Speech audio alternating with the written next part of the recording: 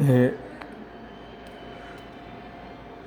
팬데믹 시사를 맞아서 인터넷은 어떻게 하면 이 힘든 시기에 긍정적인 마음을 유지하고 감사함을 배울 수 있는지 알려주는 다양한 글들이 올라왔습니다. 나 역시 이런 글들을 통해 새로운 관점을 얻고 낯선 환경에서 적응할 수 있는 힘을 얻었습니다. 이 한 번 내가 좋아하는 심리치료자인 에디서 페렛은 부평이 비큼이라는 제목을 글을 읽게 되었습니다.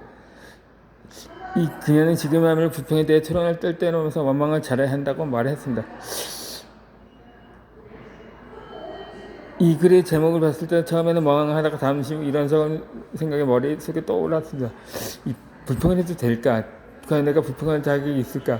지금 내가 가니까 것들에 대해 당연히 감사한 마음을 가지는 게 옳지 않을까?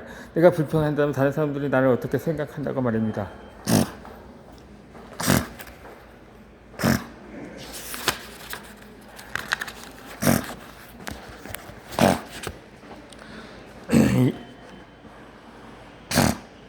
이 불평이라는 단어를 들었을 때 어떤 느낌 혹은 반응 떠오르는가요? 또 무엇이 연상되는가요? 그렇다면 이 불평 리스트를 한번 적어 보시기 바랍니다. 내가 불평이라는 단어를 들었을 때 가장 먼저 떠오르는 건 불평하지 말라는 말뿐이었습니다. 대부분의 사람들이 어려서부터 불평하면 안 된다고, 나쁜 것이라고 배웠습니다. 인터넷에서 불평이라는 단어를 검색해보면 성공한 사람들은 불평하지 않는다거나 불평을 멀리하는 법 등의 글들을 쉽게 찾을 수가 있습니다. 이 불평이라는 말은 다양한 문화와 언어에 존재하는 단어입니다. 유대인들이 사용하는 이디어에는 불평을 나타내는 단어가 무려 10개나 있습니다. 이 부정적인 감정을 밖으로 표출해내는 행위는 나라와 문화를 막론하고 사람들에게 아주 보편적입니다. 원한다면 잠깐 시간을 내어서 마음껏 불평을 해보시는 것도 좋습니다. 최근에 가장 불평하고 싶었던 일은 무엇인가요? 이에 대해서 종이 한 장을 준비해서 마음속에 담아둔 불평들을 모두 적어보십시다. 이 목록은 다른 사람들에게 보여줄 필요도 없고 다 쓴 다음에 그냥 찢어 발겨도 무관합니다. 저도 이 글을 쓰다가 잠시 멈추고 한번 불평에 대해서 적어보았습니다.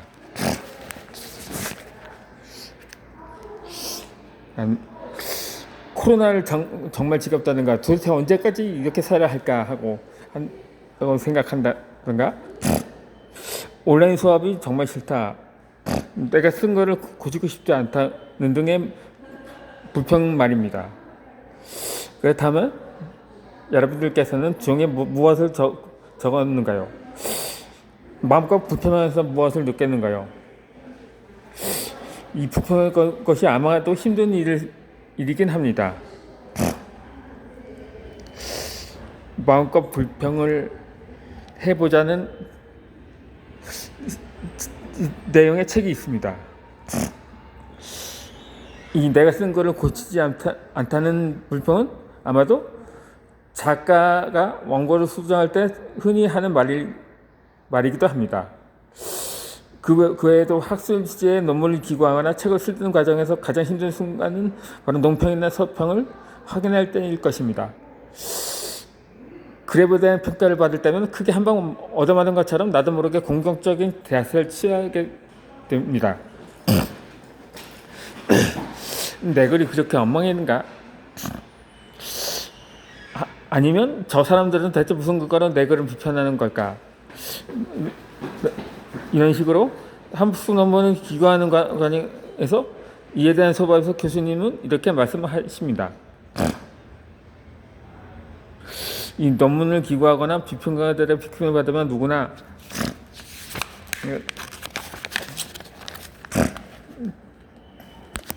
공격을 누구나 공격받고 화가 날 겁니다.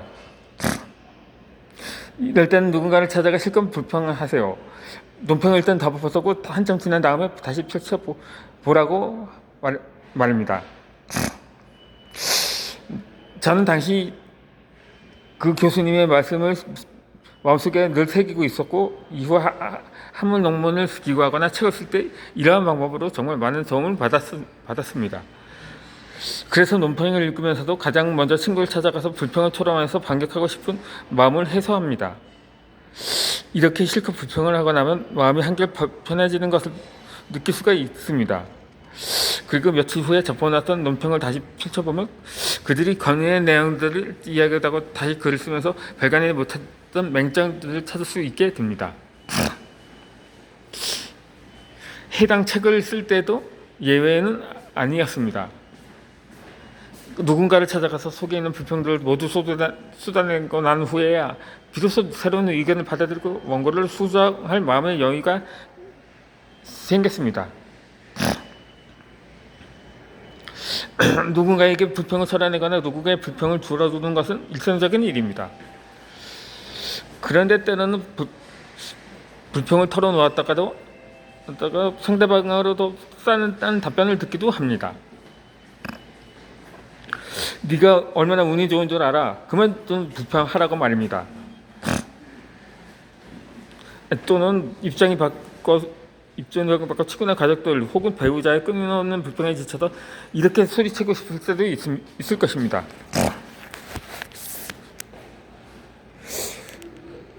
네가 바꿀 생각을 하지 않고 계속 불평만 하는구나. 이제 정말 그만하라고 말입니다. 살다 보면 좌절할 때도 있고 내 마음대로 되지 않는 일들도 많습니다. 매 순간에 긍정적이고 감사한 마음으로만 사는 건 어렵고 때로는 마음껏 불평을 쏟아낼 수 있는 공간도 필요합니다. 만약에 불편을 가만히 들어줄 수 있는 사람을 찾는 것이 매우 중요합니다. 나는 불평하고 싶은 일이 생겼을 때 내가 가장 신뢰하고 친구를 찾아가 이렇게 말합니다. 아니 내가 지금 불평하고 싶은 일이 있는데 너한테 문제를 해결해달라고 조언을 해달라고 부탁하는 건 아니야. 내가 불평을 털어놓을 수 있는 공간이 되어야만 하면 된다고 말입니다. 가끔은 내 친구에게도 실컷 불평을 할 수 있는 곳이 필요합니다. 그럴 때 내가 해야 할 일은 친구의 말을 잘 들어주는 것뿐이라는 것 사실을 잘 알고 있습니다. 이처럼 우리에게 필요한 건 마음껏 불평할 수 있는 공간입니다. 이 불평이 말해주는 것들은 무엇일까요? 이제 조금 전에 적었던 불평 리스트를 다시 한번 읽어봅시다. 그런 다음에 두 눈을 감고 당신의 불평들이 다 자유롭게 모여있는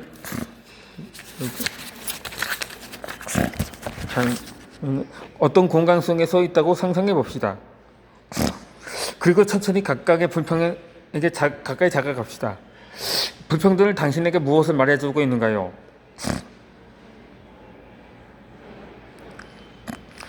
나는 불평에 가까이 다가갔을 때 그 밑에 숨어있는 또 다른 감정을 발견할 수가 있었습니다. 예를 들어서 온라인 수업이 하기 싫다는 불평 아래에서 내면의 불안함이 숨어 있었습니다. 이 강의를 시작한 지 이제 겨우 2년차에 접어들고 영어가 모국어도 아닌 터라서 학생들이 하는 말을 알아듣지 못할까봐 혹은 내 말이 학생들에게 정확히 전달되지 않을까봐를 전전긍긍했습니다. 그러던 중에 갑자기 온라인으로 수업을 하려다 보니까 불안하고 걱정이 되었던 것입니다. 이 내 글의 논평에 대한 불평 아래에는 부족한 능력에 대한 부끄러움이 숨어 있었습니다. 이럴 때 상대방을 질책하거나 원망하면서 공격적인 자세를 취하는 건 자신의 부족하고 취약한 마주하고 싶지 않아서입니다. 이 마음속의 불편은 온전히 마주할 때 있을 때 불평 밑에 숨어 있는 취약성을 발견하게 됩니다. 어쩌면 사람들의 모든 공격적인 행위 위에는 창피함이나 불안한 혹은 숨기고 싶은 취약성이 숨어 있는지도 모릅니다. 예일대학교의 마크 브레키 교수는 그의 저서인 감정의 발견에서 이렇게 말했습니다. 이 감정은 한 개인이 무언가를 경험할 때 내면에서 어떤 메시지 발견인지를 전하는 뉴스의 보도와 비슷하다고 말합니다. 나는 이 비유가 굉장히 마음에 들었습니다. 우리가 뉴스를 통해서 외부 세계에서 무슨 일이 발생하는지 아는 것을 내면에서 보도하는 뉴스에 귀를 기울여야 하는 감정을 이해하고 이런 감정이 어떤 정보를 전달하는 것인지를 알 수 있습니다. 모든 감정은 정보입니다. 특히 그중에서도 부정적인 감정은 아주 중요한 정보를 전달합니다. 이 분노를 무엇인가를 침범당했다거나 불공평한 일이 발생했다는 것을 알려주고, 그리고 두려움은 위험을 알려주면서 슬픔은 소중한 것을 잃었음을 깨닫게 해줍니다. 실망은 기대했던 일이나 일어나지 않았음을 알려주고, 부러움은 다른 사람이나 가진 것을 나도 갖고 싶어 한다는 것을 알려주면, 질투는 나에게 중요한 사람 혹은 이 일을 잃을지도 모른다는 점을 알게 해줍니다. 고독은 누군가를 바라봐주고 함께 있어를 바라는 마음을 알려주고, 압박감은 자신 너무 많은 사람들의 기대와 요구를 짊어지고 있다는 사실을 깨닫게 해줍니다. 이 당신의 불평은 무엇을 알려주고 있는가요? 그 아래에 어떠한 감정이 숨어 있는가요? 이러한 감정은 무엇을 알려주고 있는가요?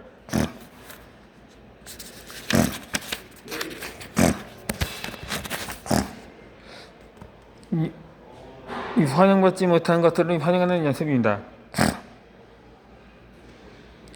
내 침대 밑에는 언제나 미국 티베트 불교 스승이 페마 초도련의 책들이 놓여 있는데 가끔 자기 전에 펼쳐 몇 장씩 읽곤 합니다. 그 중에서 가장 좋아하는 책은 환영받지 못하는 것들을 환영한다라는 제목의 책입니다. 이 책을 제가 살면서 마주하는 괴로움이나 부정적인 감정들을 기꺼이 받아들이고 환영해야 한다고 일컬어줍니다. 페마초노는 이렇게 말합니다. 우리는 실패하거나 인생이 원하는 방향으로 흘러가지 않을 때 내면의 취약성과 민낯의 감정을 마주하게 된다. 그러나 이러한 기회를 통해서 자신의 아픔에 가까이 다가가 마음을 단련하고 한층 더 성장하면서 다른 사람의 아픔을 이해할 수 있게 된다고 말입니다. 이 모든 일이 순수롭고 즐겁기만 하는 상태에서는 변화하고 성장하는 것이 어렵습니다.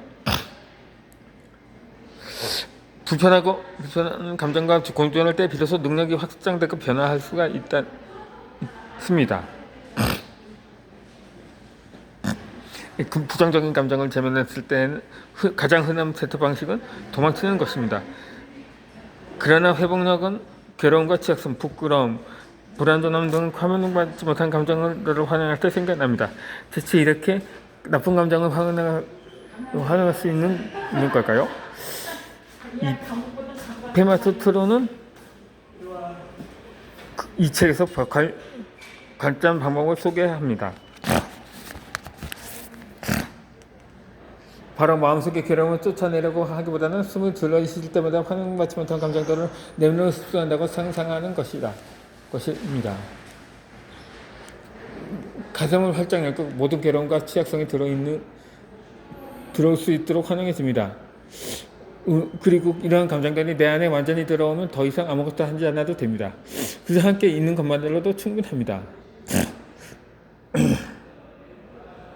원한다면 숨을 쉴 때 가슴을 조금 더 활짝 열고 자신의 괴로움뿐만 아니라 다른 사람들이 내 고통도 함께 흡수하고 나의 고통과 다른 사람들의 고통을 이어서 생각해 봅시다. 이 부정적인 감정을 느끼는 것은 삶의 일부분이고, 이러한 감정을 느낀다는 것은 우리가 살아있다는 확실한 증거입니다.